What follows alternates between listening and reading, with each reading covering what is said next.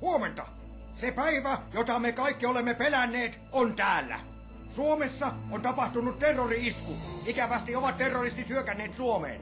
Muhammad Alin nimissä räjäytelleet paikkoja. Cassius Clay alun perin oli hän. 2 isoa lastia räjähteitä pamahti eduskunnan ja kaupungintalon edessä keskellä yötä. No, mutta mistä me tiedetään, että se oli kansainvälistä terroria? Nyt ei ole aika olla poliittisesti korrekti. Kun demokratia ja sananvapaus on uhattuna, ne pitää siirtää turvaan. Ja kun niitä ei ole paikalla, voi tehdä kaikenlaista. Mitä on tapahtunut tarkalleen? Aivan, se briefi. Eli tässä on Helsingin kaupunki. Toi on sun vaimo salasti puutarhakeinussa. Mitä? Jumalauta, lomadiat! Mutta näin terrorismin aikaisessa poikkeustilassa se saa kelvata.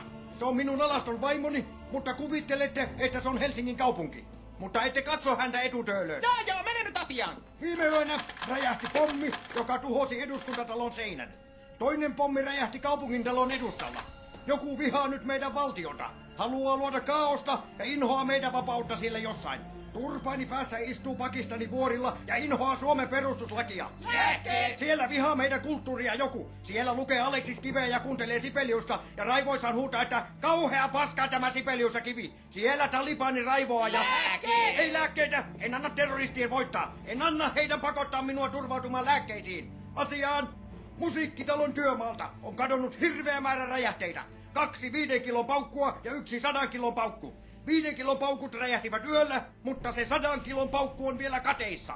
Jos se räjähtää Helsingin keskustassa, siviiliuhrien määrä saattaa nousta tuhansiin. Eikö me voida käskeä jengiä evakuoimaan itsensä landelle, kunnes 3. pommi löytyy tai räjähtää? Ei anneta terroristien voittaa. Sitä he juuri haluaakin. Katselevat sieltä luolastaan kaaosta CNNltä. Ei! 3. pommista ei puhuta kenellekään. Nyt toimikaa! Seuraavat asiat tapahtuvat kello 8 ja 8.25 välisenä aikana. Jengi saattaa liikkua paikasta toiseen hämmästyttävän ripeästi.